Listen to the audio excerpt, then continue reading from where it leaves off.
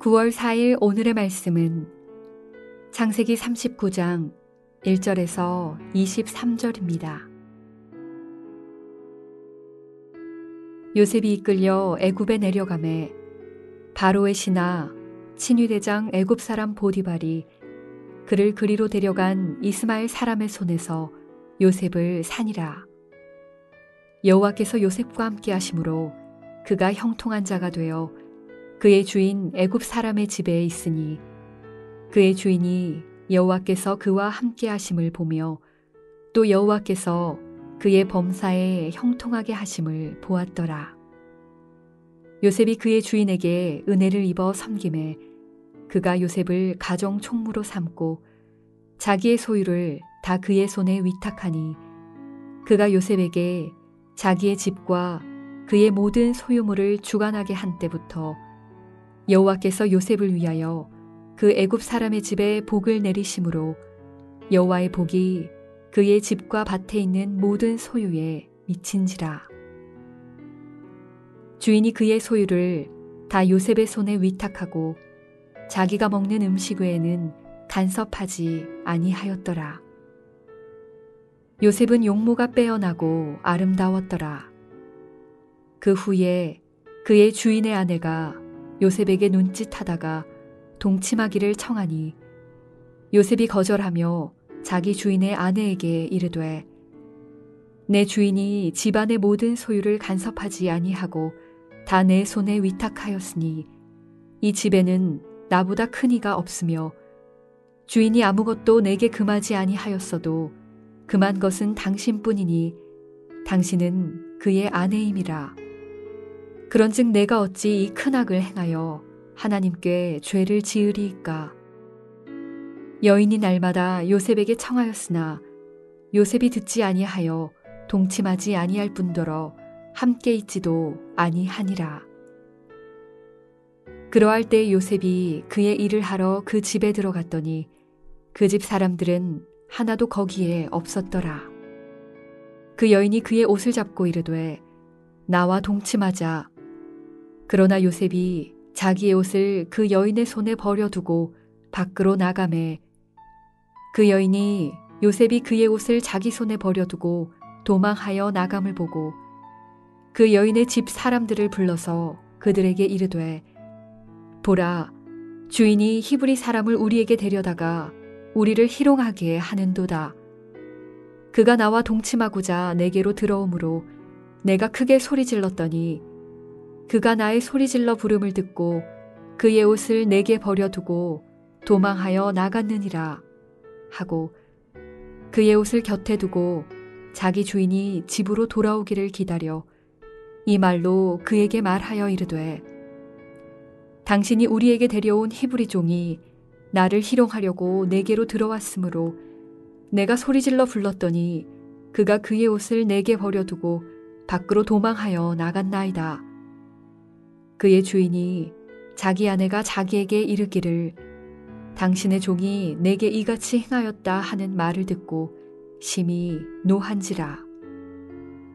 이에 요셉의 주인이 그를 잡아 옥에 가두니 그 옥은 왕의 죄수를 가두는 곳이었더라.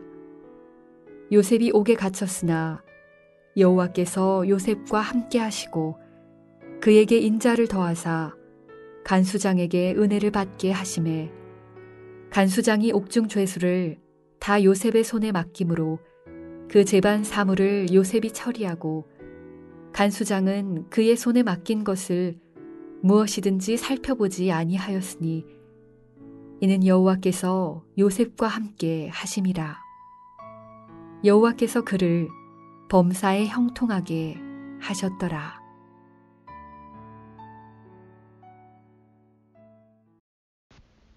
안녕하세요. 함께 말씀을 묵상하는 시간을 허락해 주신 주님께 감사합니다. 오늘의 말씀은 계속 이어지는 창세기 요셉 이야기입니다. 요셉 이야기는 어릴 적 제가 성경에서 가장 재미있어 했던 이야기 중 하나였습니다. 제가 알던 요셉 이야기는 형들의 시기와 질투를 사 애굽의 종으로 팔리게 되고 온갖 고생을 다하지만 하나님을 의지하고 어려움 속에서도 정직하고 옳게 행동한 끝에 큰 복을 받게 되는 하나의 어린이 동화 같은 성공 스토리였습니다. 오늘 말씀에서 성경은 여러 번 반복해서 하나님께서 요셉을 형통하게 하셨다고 말씀합니다. 창세기 39장 23절에서 이는 여호와께서 요셉과 함께 하심이라. 여호와께서 그를 범사에 형통하게 하셨더라. NIV 성경에서는 다음과 같이 말씀합니다. Because the Lord was with Joseph and gave him success in whatever he did. 하지만 다시 생각해보면 오늘 말씀에서의 요셉의 모습은 형통 혹은 success와 거리가 멀어 보입니다. 요셉은 갑작스레 한 아버지의 사랑받던 아들에서 이방 땅의 종으로 팔려오게 되었습니다. 그리고는 정직하게 일한 끝에 억울한 누명을 쓰고 다시 옥에 갇히게 됩니다. 후에 애굽의 총리 자리에도 오르는 요셉이지만 성경은 요셉이 장차 형통하게 될 것이라고 이야기하지 않고 The Lord gave him success라고 이야기합니다. 물론 오늘 말씀에서 요셉은 애굽 장군 보디발과 간수에게도 모범적인 모습으로 인정을 받습니다. 하지만 세상에서는 사업이 망해서 빚쟁이에게 시달리지만 성실히 일해서 갚으려는 모습으로 빚쟁이의 신뢰를 사게 되는 삶을 형통이라고 이야기하지 않습니다. 하지만 성경은 요셉이 범사에 형통했다고 말합니다. 형통이라고 하면 생각나는 찬송가가 있습니다. 나의 갈 길 다가도록의 가사에서는 다음과 같이 고백합니다. 믿음으로 사는 자는 하늘 위로 받겠네. 무슨 일을 만나든지 만사 형통하리라. 또한 2절에서는 어려운 일 당한 때도 족한 은혜 주시네 라고 고백합니다. 성경은 하느님과 함께 가는 길이 편하고 순탄하다고 하지 않습니다. 이는 어려운 일을 당하는 길이고 하늘의 위로가 필요한 길입니다. 믿음의 선배들인 베드로나 바울도 많은 고난을 겪은 후에 순교하였고 예수님은 십자가 위에서 비참하게 돌아가셨습니다. 물론 하나님이 우리에게 크고 작은 세상에서의 좋은 일들을 허락하시기도 합니다. 하지만 그보다 중요한 것은 그 어떤 힘든 상황에서도 우리에게 주어지는 족한 은혜, 하늘의 위로가 있다는 것입니다. 그 위로는 바로 하나님, 우리를 위해 이 땅에 오신 예수님 자신입니다. 그 위로가 있기 때문에 우리는 지금 그리고 나중에 어떤 상황에 있게 되더라도 이미 형통하다는 것이 바로 성경이 말하는 형통인 것 같습니다. 오늘 말씀을 읽으면서 저에게 또 하나 은혜가 되었던 부분은 이 모든 것의 주체가 하나님이시라는 사실입니다. 성경은 다음과 같이 이야기합니다. 이는 여호와께서 요셉과 함께 하심이라. 여호와께서 그를 범사에 형통하게 하셨더라. 본문에서는 나타나 있지 않고 또 최근 목사님과 집사님들의 묵상을 통해 요셉에 대한 저의 이미지가 많이 깨졌지만 저는 그래도 요셉이 저보다 진심으로 하나님을 찾고 사랑했을 것이라고 믿습니다. 하지만 성경은 요셉이 하나님과 함께 했다고 말하지 않고 하나님이 요셉과 함께 하셨다고 이야기합니다. 이는 저에게 큰 위로가 되는 말씀입니다. 저는 삶 속에서 하나님을 잊고 지낼 때가 많은 것 같습니다. 삶이 너무 편할 때, 일이 너무 바쁠 때, 또는 그냥 아무 생각이 없을 때, 하나님을 멀리하고 세상의 일에 집중하게 됩니다. 그러다 보면 지금 내 곁에 하나님이 계시지 않는 것은 아닐까 하는 생각이 들기도 합니다. 그러나 하나님은 내가 하나님을 잊을 때에도 나를 먼저 찾으시고 함께 하고 싶어 하시는 것 같습니다. 바로 우리 주 예수님이 우리가 찾기 전에 먼저 우리를 위해 오셨듯이 말입니다. 오늘 함께 말씀을 나눈 여러분께도 하나님이 함께 하셔서 범사에 형통한 하루하루가 되시길 바랍니다.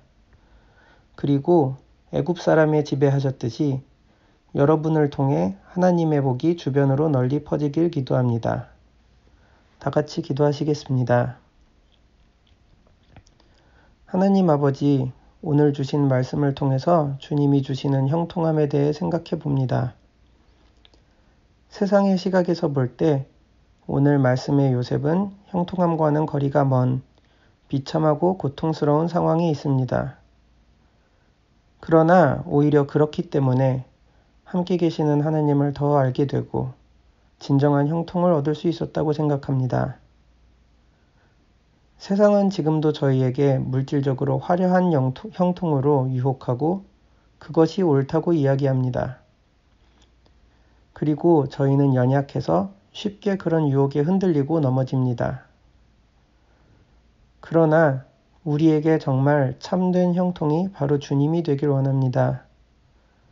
비록 지금은 온전히 알지 못할지라도 우리와 함께 하시는 주님이 우리를 일깨워 주시고 이미 주님이 승리하셨기 때문에 어떤 상황에서도 형통할 수 있는 우리가 되기를 기도드립니다. 하루하루 삶 속에서 함께 하시는 주님을 느끼고 더욱 알아가게 인도해 주세요. 나의 구세주, 범사의 형통이 되시는 예수 그리스도 이름으로 기도드렸습니다. 아멘.